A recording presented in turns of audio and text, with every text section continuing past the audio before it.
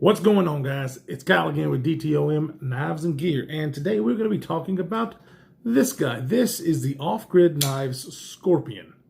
Stay tuned. Welcome back, everybody. All right, this knife, the Off Grid Knife Scorpion, was sent to me by my good friend Lefty EDC.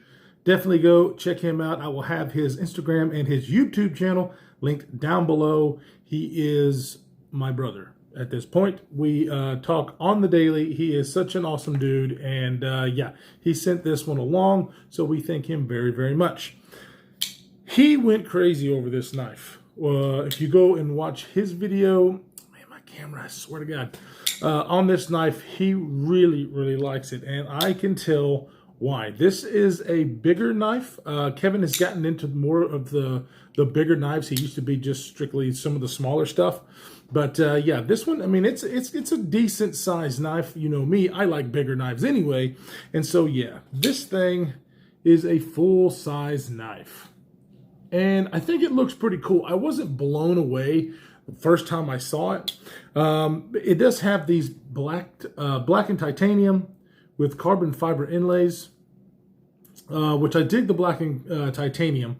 The carbon fiber, you know, it's done really well as far as, you know, no transitions. You see kind of little bitty gaps, but not really much. I'm just not a big fan of the regular weave style carbon fiber that looks like that. I don't know. Maybe I'm getting spoiled. I dig different kinds of carbon fiber. This almost looks too plain for me. But, you know, regardless, I love the black titanium. Now, they have this in a couple of different variations. They have a I guess what they call gunmetal titanium, which is more like a raw titanium. And it is pretty cool because it's got like a two-tone blade, but not really two-tone. It's like I think it's a stone wash and a satin or something like that. This one is satin all the way around. And I do like it. It is one of those, focus camera. See the Off Grid Knives logo, which I dig. It's pretty big on the blade, but I still dig it. Nice. They call this a reverse Tonto. And yeah, I guess I could see that. But the only other thing on the blade is S35VN, and I don't know if you're going to be able to pick that up because it is tiny and it's got some stuff on it. But S35VN is the blade steel.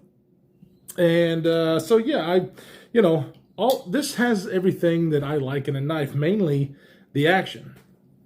This is a flipper. Flippers for me are okay. Like they're not my favorite deployment method, but this one has amazing action, and this is what Kevin talked about in his review.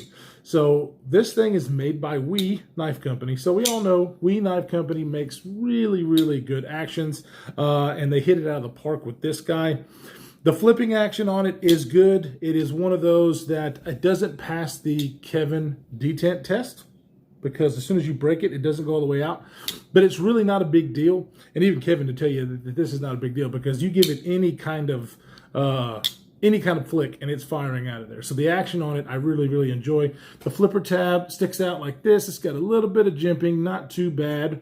But yeah, I usually do like the push button, and it fires out of there like with authority. And the action, just look at this controlled drop shut action. It is it's very, very nice, and it's very fun to play with. So whenever that happens with just a flipper tab, and that's the only way I can deploy it, if it has the action like this, it's still very, very fun to play with, and I did have a good time while I was playing with this. So ergonomically, because it's a bigger knife, ergonomically and my big old meat hooks, it feels really, really good. You can see the profile.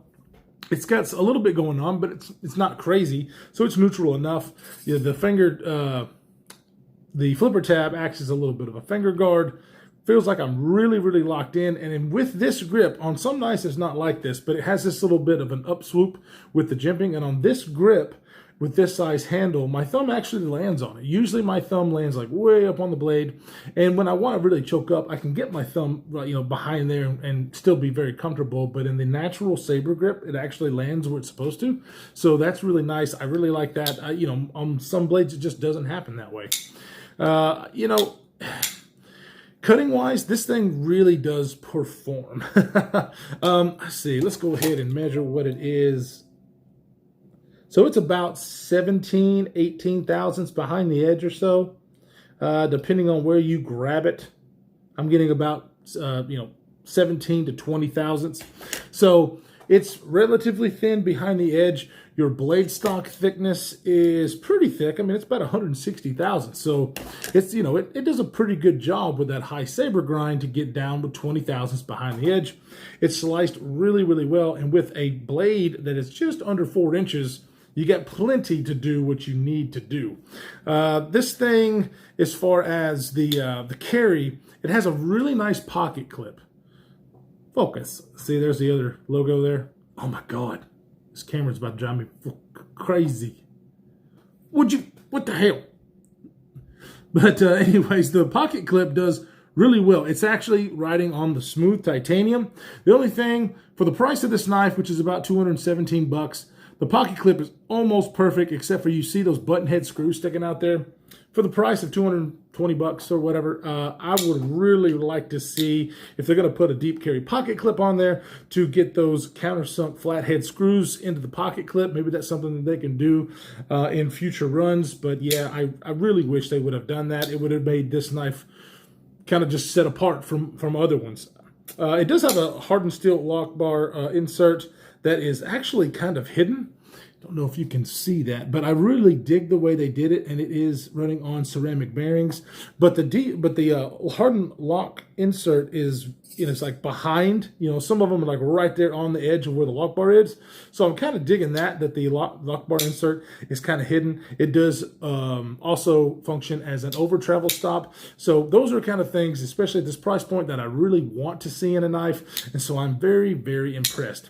As far as the S35VN, this is the first off-grid knives that I've had on the channel. This is part of their Elite series, and so I don't know about their heat treat, but I have full confidence. I mean, it's being done by WE Knife Co., so we all know the quality that you get from WE. So I have no doubt that the S35VN will perform like it needs to be. Let's see. Instead of getting behind the camera this time, let's just see if we can put these knives up. Here is kind of a size comparison of the PM2 versus the Scorpion. The PM2 is just a little bit smaller, so definitely full-size knife, because some people say the PM2 is big.